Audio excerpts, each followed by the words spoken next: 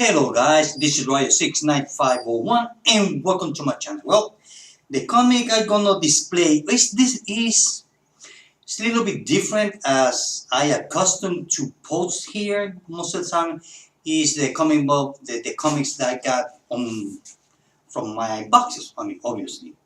More from the 90s and the New 52 and so on and so forth. But this time I decided to show this cover because I love it. What can I say? I'm crazy about covers. I know. And the one I'm going to show you is DCeased issue #1 variant cover, where we get to see Batman turn into a zombie. Check that out. Awesome, huh? I'm going to put it here. Okay, stay. Sorry about the glare. Okay, there. Okay, so on this video, I'm gonna give you my thoughts for again. DCeased issue #1. The end of everything starts here. This is a new miniseries event. It's not an event; it's more like a miniseries. Although I'm not sure if this is gonna be canon or is it gonna have consequences, or this just kind of like on the side that somebody came up with that story. Ooh, let's make a miniseries. So I'm not sure. Yeah, talking about DCeased issue #1. This is the newsstand cover. Check that out. Awesome, huh? Yeah. So I'm going to put it here. Okay, the story. Well, I have to say that the story was pretty neat. I don't know if DC Comics ever had made before the 90s. A story about the DC Universe getting infected by zombies. I'm not sure. But this is a different kind of disease. So it kind of reminds me of that big crossover in the Batman books back in the 90s. First was Cataclysm, and then the next one came, what was the name of it? Contagion.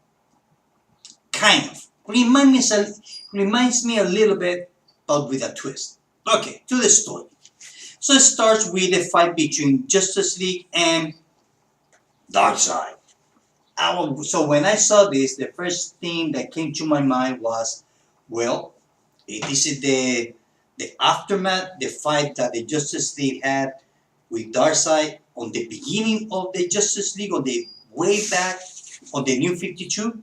Well, I thought so, but it turned out to be it's not, because in the New 52, the ones that were fighting Darkseid was all of them but Hawker. Green Arrow wasn't part of it. Atom wasn't part of it either. So a lot of heroes that here on the White Lightning was not part of the Justice League when the first fight happened back in the New 52. So that's where I came up with thinking that, well, this is a second fight. But when you read it, feels like it was the first encounter. So I'm not sure. So that's how the story started. And then Batman say, will you not return to our world? And this and that. And Darkseid says, look, I came. I will not return. I have no need. For the truth is, I have what I came for. And just walk away. Got into his boom tube and it's gone. Okay, fine. And then after that, we see that after the fight, some of the members, they notice that Cyborg is not among them. So Batman says, well, he's not on the planet Earth. I think it was Superman or Wonder Woman said, how do you know? Well, the thing is that Batman he put a tracking chip on Cyborg. So that's why he knows that he's not in our solar system. And they got so pissed off. So how dare you have a tracking chip on Cyborg? Do he knows about it? You did it without his consent. Do you have any more of those tracking devices on us? Like Superman, Wonder Woman, Green Arrow, and so on and so forth. And Batman says, well, now, makes you wonder. Do you have tracked Superman? Batman says, no. But he hesitated. There was kind of like a few seconds of silence. That's where everybody started to mistrust Batman. So the thing is that after that, we go to Apocalypse, where they have Cyborg like on the table. And the funny thing is, I never saw Cyborg being a little bit smart ass. So here he's kind of like he's joking, being sarcastic, and a little bit of a smart ass. It's kind of like, I mean, come on, you're in Apocalypse, you're all alone. You might be a machine, but hey, you're still a machine that can take you apart in a heartbeat. So being smart ass and talking so much, Darkseid got pissed off and told Darkseid, I said, look, remove his tongue. So Darkseid went and cut Cyborg's tongue. The thing is that Darkseid was searching for the life equation. And half of the equation, guess who's had it? It had a cyborg. Inside of him, he possessed the other half of the afterlife equation, according to Darkseid. Now, we know that Darkseid has, as we know, long time that he's obsessed with the life equation. So they remove his tongue, they try to remove the other half of the equation. Now, I had to say that these 2 pages, the artist reminds me a little bit of John Romita. It's a mix between John Romita and Jack Kirby. In a way, I'm not trying to be insulted here or anything, just the way that he draws, kind of like square jaw, square fingers, square eyes, everything square. Kind of reminds me of Joe Romita Jr. and Kirby in a way. So don't get mad at me. So Darkseid called Death on skis. He make him stop, and then the thing is that he got possessed by the life equation. The thing is that something happened that Apocalypse planet, as we seen here, exploded. No more Apocalypse. It's gone. That's it. So I guess New Haven have to be really happy. They're probably gonna declare a holiday. So before the planet exploded, Cyborg managed to escape, or they let him go. So it's not sure what happened. The thing is, when he arrived to planet Earth, inside of him, he possessed the virus. The disease, actually, it's not a virus, it's called DCeased. Now, remember that. DCeased. So, Cyborg, he has the disease on him. So, when he arrived to Metropolis, he spread that disease through the internet. And from the internet to all social media.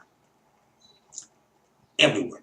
So, that's how, so when they look at it, they kind of like the eyes blow up and they become blind or whatever, and they become enraged, as we can see here. So this is not kind of like a zombie of Walking Dead. So they become rage, and it's like they make him crazy. So that disease make him hurt themselves, pull their own skin out, you name it. Superman shows up, he see what's going on, he figure out, which I was amazed. I was like, whoa, wait a minute. I know that Superman is smart, but he's not too fast. I mean, I like Superman, but here he suddenly figured out that everybody was getting sick by the internet. Just suddenly. Just by looking, everybody was going on. So he figured out, wait a minute, this is what's going on. So he run to his house where Louis, his son, and Damien are. And he avoided that they turn on the TV. They turn on the TV. He destroyed the cell phone. Then from there we go to the Batcave where Batman computers get the virus, the disease, and started spraying all over the house. He used his own EMP, which nobody knows. The whole house went black. In this case, dark. So I don't know if Batman survived or not. Then from there we go back to the apartment, and they start realizing that the world is going crazy. Batman is calling Alfred.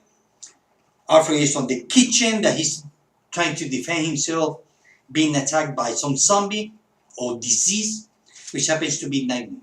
So Nightwing, he got disease. So he tried to kill Alfred. Not only that, Damien also got disease. So now, not Damien. What's his name? It wasn't Damien. Because Damien was on Superman apartment. The other boy. Anyway, it don't matter. The thing is that Batman start fighting with all of them. The thing is that we see Nightwing has like a real long cut on his skull, and he's bleeding to death. I don't know. And he's by Batman on the neck. Check that out. Now look at the cut that Nightwing has on his head. Are they dead? I don't know. And that's how the story ends. So there is no way to find out if Batman survived or not. Now, one thing for sure, that whoever gets disease, doesn't feel pain at all. They can be bleeding to death and they just keep on walking. I guess that they bleed to death and they die and they don't even notice that they have died. Or they're dying, actually, for that matter. So it was pretty cool story. I like it. It's not one of the best. I'm not saying that you have to drop everything and I need to get disease. But it was a fun story. What can I say? I like everything that entertained me. What the heck? I'm not very nitpicky when it comes to as long that it's a fun story, I'm happy with it. So we see what happened in issue number 2. It was fun. I like it. I hope that issue number 2 will answer a few questions about how come nobody feel pain, how come nobody collapsed after losing so much blood. And I will give it 4 out of 5. Okay, it's not a 3, but it's not a 5 either. So I'm gonna go with 4. Because 3 is not a 3. It's a 4. So I'm gonna give it 4 out of 5 because it was fun. What can I say? The art, it was okay. Like I said before, it kind of reminds me of John Romita Jr. and Jack Kirby in a nice way. Do not misunderstand me. Just the way that he draws faces and shoulders, fingers, everything square. Let's see. The colorist, they have pretty good colorists. It wasn't that dark colors like some of the comic books. So I hope that issue number 2 will tell me more about the so-called disease, but it's not zombie. They are not dead. So I don't know if after they're dead, they wake up, they might rise up again and and become zombie. I don't know. So we see that story. And like I said, I will give it 4 out of 5. Well, guys, this is it. I hope that you like this video. See you later. Bye.